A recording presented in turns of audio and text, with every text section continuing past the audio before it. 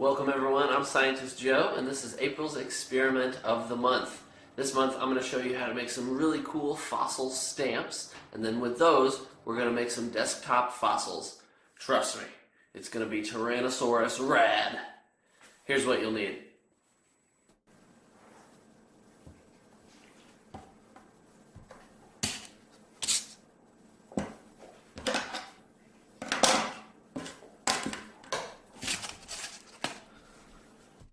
You're going to start this project by getting some fossil pictures from online. I got these two pictures by looking up pictures on my phone. I put paper on top of that and then I just traced it. Our stamps are actually going to be made out of styrofoam. The styrofoam from the center of these plates. So grab your scissors and cut around the flat center of a plate. When you're done, you should have something that looks like this. Put your fossil picture on top of that piece of styrofoam and then trace it with a pen. Push kind of hard so that you get the design pushed into the styrofoam below.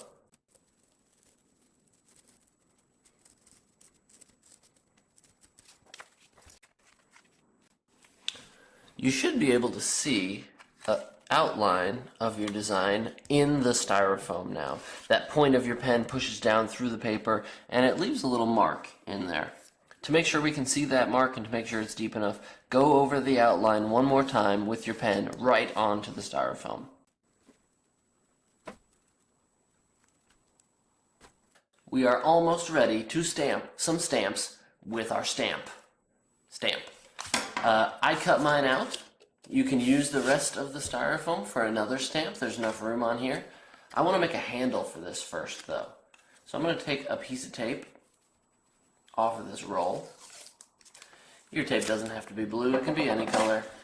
I'm going to put it on the back of my stamp and stick the tape to itself so that I have a little handle on the back. Fossil stamp, can you handle it?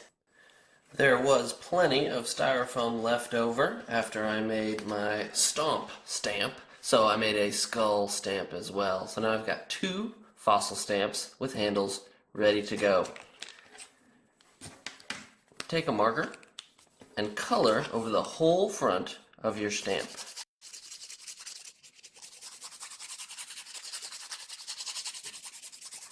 Make sure you have full coverage and then press it firmly onto a clean sheet of paper.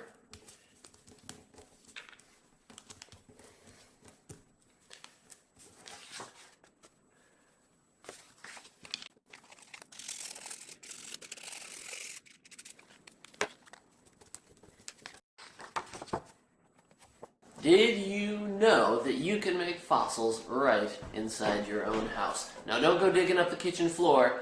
Watch what I'm doing first. The first step is to trace that picture once again onto a circle of styrofoam. Then take a pen and draw over it again and again and again. What we're actually doing is cutting that design out. Every time you draw over it with a pen, it cuts a little more of it out.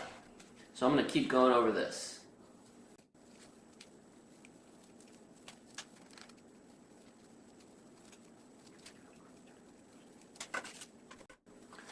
Pretty soon, you should have gotten so far through that you can see it from the back, and you should be able to tear it out, or pterodactyl it out, with your hands. Once you have that cut out, place it on another styrofoam plate, and get a piece of air-dry clay, about the size of a ping pong ball, or a little smaller. Hold your design down, and smush the ball on there firmly.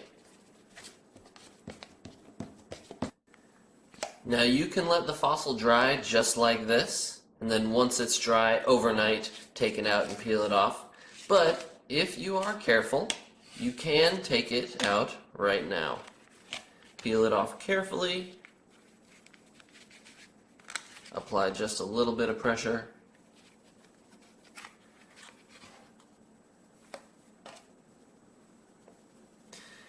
And you have a fossil.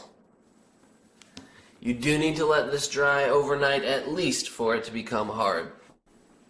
One of the great things about this project is how inexpensive and easy it is to do. You can try lots of different fossil designs. If you don't like one of your stamps or fossils, this one didn't come out very good. If I don't like it, extinct. I can try something new. I can use this clay again because it hasn't dried. Markers, styrofoam, it's all really inexpensive, and it's great to try a lot of different things with. So, try Ceratopsit for yourself. If you want to, check out sciencefun.org, where we have jokes, science facts, experiments you can do at home, kind of like this one, and information about our camps, birthday parties, and in-school field trips. Hope to see you there. Bye.